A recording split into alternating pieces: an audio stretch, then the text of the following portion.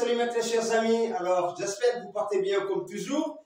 Bienvenue sur ma chaîne Africa Vertu TV et qui est également la vôtre, n'est-ce pas? Alors, Africa Vertu TV, cette chaîne vous parle d'éducation, formation, de travail entrepreneuriat, de culture et de religion. Alors, nous vous invitons à vous abonner en masse, donc partagez également les vidéos et nous avons également besoin de vos commentaires. Donc, mettez vos commentaires en bas des vidéos et les partagez. Alors, mes très chers, aujourd'hui, nous avons comme leçon Tap Questions, n'est-ce pas? And what is Tap Question? Tap Question is a short question we can add to complete a positive or negative statement. Ok? Alors, c'est quoi Tap Question? C'est une question courte que nous pouvons ajouter donc à une phrase ou bien pour compléter une phrase ou une idée, mais en guise d'obtenir une réponse de confirmation. N'est-ce pas? C'est juste une question courte pour compléter une phrase ou bien une idée, mais en guise d'obtenir une réponse de confirmation. C'est comme quand je vous dis en français, vous avez pris votre petit déjeuner. Vous avez pris votre petit déjeuner. You have taken your breakfast. Ok? Maintenant, en Tap Question, qu'est-ce qu'on va dire? Vous avez pris votre petit déjeuner. N'est-ce pas? Vous voyez cette petite question. Quand je vous dis n'est-ce pas, donc cette question courte, c'est juste, je m'attends à une réponse de confirmation. Et vous pouvez me dire, oui, je l'ai pris. N'est-ce pas? Alors, ce qu'on va faire en anglais. En anglais, you have taken your breakfast. Haven't you? Haven't you? Et là, la phrase est positive au début. Donc, au départ, nous avons dit, you have taken your breakfast. Et là, nous aurons, là, le Tap Question. Avec Tap Question, qu'est-ce qu'on va avoir? Donc, vous voyez, c'est comme ici, you have taken your breakfast. Et Tap Question va nous donner, haven't you?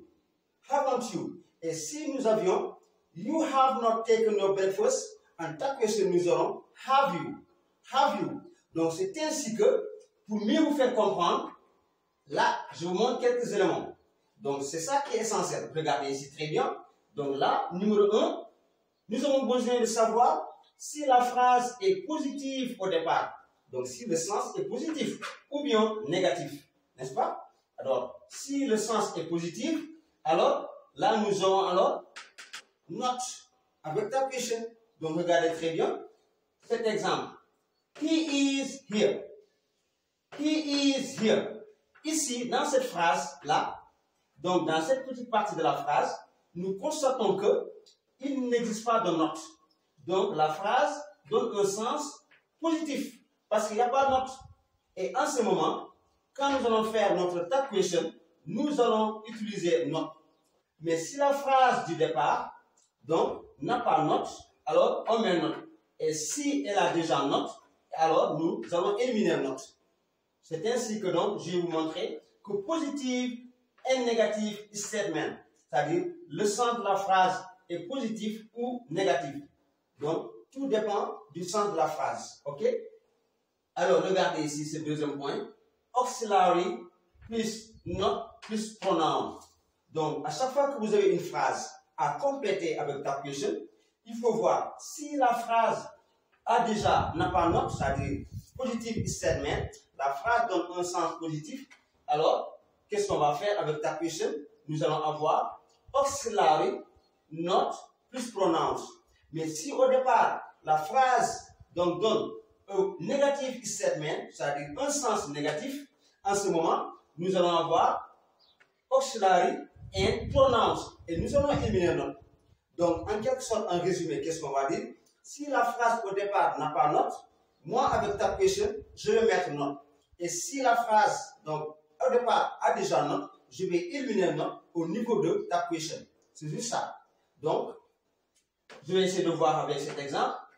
He is here. He is here. Alors, il est ici. He is here. Regardez Tap Question. J'ai besoin de l'auxiliaire. Où est l'auxiliaire? Donc, l'auxiliaire est là. Is est l'auxiliaire. Et où est le pronom? Le pronom est là. He. Donc, je mets is et he. Mais est-ce que ma phrase au départ a not? Non. Ma phrase n'a pas not. Alors, je serai obligé de mettre not. Vous avez vu? je n'ai pas note, alors je serai obligé de placer note ici. Ce qui me donne he is here, isn't he? Isn't he? Donc is not he ou bien isn't he. Mais regardez maintenant notre deuxième exemple. She isn't bad. She isn't bad. Elle n'est pas mauvaise. She isn't bad. Alors, ta question, qu'est-ce que ça va donner? Je n'aurai besoin de l'auxiliaire et du pronom. Où est l'auxiliaire? Je cherche. L'auxiliaire est là. Is. Où est le pronom? Le pronom est là. She. Et là, je vais mettre is she. Is she. Là, vous voyez que j'ai éliminé note. Pourquoi j'ai éliminé note? Parce que la phrase au départ a déjà note. N'est-ce pas? Et c'est ce qu'on a dit. Si j'ai note, je n'aurai plus note. Et si je n'ai pas note, là, je serai obligé de placer note. N'est-ce pas? Je sais que vous avez saisi. Alors, on va essayer maintenant de continuer. Maintenant, pour mieux vous faire comprendre, si jamais on vous donne un exemple, on vous donne une phrase, et on vous dit de compléter la phrase avec ta question. Le pronom peut être ici un nom. Exemple, on peut vous dire Mamadou. Donc, il faut mettre son équivalent en pronom. Mamadou doit devenir il. N'est-ce pas? Mamadou will be he. Parce que c'est le masculin. Mais si on vous dit Fatoumata, Fatoumata deviendra she. On n'a pas le droit de placer encore Fatoumata. Donc, Fatoumata, qui est un nom féminin, on sera obligé de mettre elle. Ça signifie she. Et si on dit the students, si le sujet était the students c'est le pluriel, les élèves. Et là, the students va devenir they. Donc ça deviendra they. De toute façon, on ne met jamais le nom, mais le nom sera donc transformé, n'est-ce pas? Transformé en pronom. Vous avez compris? Ok. Alors, maintenant, regardez ce que j'ai mis ici. Auxiliaries. Auxiliaries, ici, c'est pour beaucoup plus de facilitation. N'est-ce pas? Regardez bien. Auxiliaries. Ici, je vous donne une liste de pronoms. Donc, pour mieux assurer votre tag question, je vous donne une liste de pronoms, une liste d'auxiliaires. Regardez bien. Am, is, are. Ça, c'est to be au simple present. Was, were. To be au simple past. Have, has. Had. Will, shall. Can, must. May, should. Would, could. Might. Do, does. Et did. Alors, à quoi sert cette liste d'auxiliaires? Regardez très bien. Maintenant, si on vous donne une phrase et on vous demande de compléter la phrase avec that question, qu'est-ce que vous allez faire? Comment vous allez calculer? Vous allez dire, avec cette phrase, exemple, he is here, j'ai besoin de l'auxiliaire et du pronom. Le pronom, il est déjà là, he. Mais l'auxiliaire, comment trouver mon auxiliaire?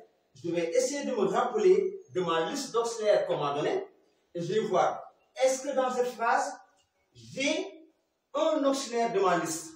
Et je regarde, je reconnais is. Is est là. Is est un auxiliaire de ma liste et je l'ai rencontré ici. Donc, is sera mon auxiliaire. J'ai compris. En ce moment, je vais écrire l'auxiliaire et le pronom. Maintenant, note, ça, on l'a déjà expliqué. Note dépendra donc, est-ce que note existe ici ou pas? C'est en ce moment que je vais savoir si je vais mettre note ou pas. Il existe déjà, je ne vais pas répéter. S'il n'existe pas, je serai obligé de mettre note. Là, il n'y a pas de problème. Alors, qu'est-ce qu'on va faire? Donc, tout auxiliaire que vous reconnaissez au niveau de votre liste et que vous rencontrez dans la phrase qu'on vous donne, alors, sachez que c'est votre auxiliaire. Excepté quel auxiliaire? Excepté do, does, did. Donc, ces trois auxiliaires. Si la phrase qu'on vous donne n'a pas d'auxiliaire, si vous avez une phrase sans auxiliaire, en ce moment, c'est à vous de chercher un auxiliaire. N'est-ce pas? Regardez ici cette phrase. You go. You go. Quand on vous dit you go, la phrase n'a pas d'auxiliaire. J'ai juste un pronom, le sujet et le verbe. Alors, puisque je n'ai pas un auxiliaire de ma liste, que vais-je faire? En ce moment, j'aurai besoin de ces trois auxiliaires. Do, does, did. Vous avez compris? Alors, que je vais faire? Je vais faire appel à do ou does lorsque le sujet, le verbe du sujet est au simple présent. Et je fais appel à did lorsque le verbe est au simple past. Alors, qu'est-ce qu'on va faire? Regardez ici avec cet exemple. You go. You go. On aura besoin de l'auxiliaire et du pronom. Où est le pronom? Le pronom est déjà là. You. Donc, je l'ai placé you. Et où est l'auxiliaire? Puisque je n'ai pas d'auxiliaire, maintenant, je suis obligé de choisir entre do et does. Et ici, qu'est-ce que je vais choisir? Donc, je suis obligé de choisir do. Pourquoi do? Parce que, ici, j'ai le pronom you. Does, c'est pour the third singular person. Donc, on utilise does si c'était he, she and it. Mais ici, j'ai le pronom you. Alors, le pronom you marche avec l'auxiliaire do. C'est ainsi que j'ai placé là. Don't you. Don't you. You go. Don't you? Vous avez vu? Alors, qu'est-ce qu'on va faire? Nous allons prendre un deuxième exemple. Regardez ici très bien. We went. He went. Donc, quand vous avez ici he went, qu'est-ce qui se passe? He went. Went, c'est le verbe to go, mais au simple past. Alors, puisque nous avons went qui est là, utilisé au simple past, en ce moment, j'aurai besoin de quel auxiliaire? J'aurai besoin de did. C'est ainsi qu'on va dire ici. He went. Didn't he? Didn't he? Pourquoi didn't he? Parce que went ici est le simple past. J'ai compris. Went n'est pas au présent, mais plutôt au simple past. Prétéré. Alors, nous allons essayer de voir donc un autre auxiliaire. Regardez, ces trois auxiliaires. Have, has and had. Donc, pour ces trois auxiliaires, là, nous avons un cas particulier. Pourquoi? Have, has, had. Si je le rencontre dans une phrase, ils peuvent être auxiliaires comme ils peuvent également être des verbes à part entière. N'est-ce pas? Regardez bien cet exemple. Astu has eaten. Astu has eaten. Et là, comment faire le tap question? Astu has eaten. Où est l'auxiliaire? L'auxiliaire est là. Has. Pourquoi has est auxiliaire? Has est auxiliaire parce qu'ils accompagnent un participe passé. Vous voyez? Has eaten. Donc, puisque j'ai un participe passé, alors has ici reste auxiliaire. Mais si has n'accompagne pas un participe passé, alors là, il est un verbe et il aura besoin d'un auxiliaire. Mais ce cas, has est un auxiliaire parce que nous avons un participe passé. Alors, c'est ainsi qu'on va dire hasn't he? Donc, regardez. Astu has eaten. Hasn't she? Hasn't she? Donc, has auxiliaire. She, c'est le pronom. Donc, Astu qui devient ici un pronom she. Et je vais mettre note parce que la phrase au départ n'a pas note. N'est-ce pas? Donc, Astu has eaten. Hasn't she? Maintenant, regardons bien notre deuxième exemple ici. She has enough time. She has enough time. Alors, ici avec ta question, qu'est-ce qu'on constate? Nous remarquons que she has, donc has est seul. Il n'accompagne pas un participe passé. Alors, il n'est pas auxiliaire comme ce premier cas. J'ai vu. Alors, puisqu'il est seul, là, il est considéré comme verbe. Maintenant, en ce moment, has a besoin aussi d'un auxiliaire. Qu'est-ce qu'on va choisir comme auxiliaire? Has, là. Si c'est has, nous aurons comme auxiliaire does. Et si c'était have, nous aurons comme auxiliaire do. Maintenant, si c'est le passé, ça veut dire si ça nous donne had. Au cas où nous avons had, là, nous aurons comme auxiliaire did. J'ai compris. C'est ainsi qu'on dit she has enough time. Doesn't she? Doesn't she? J'ai vu, mes très chers?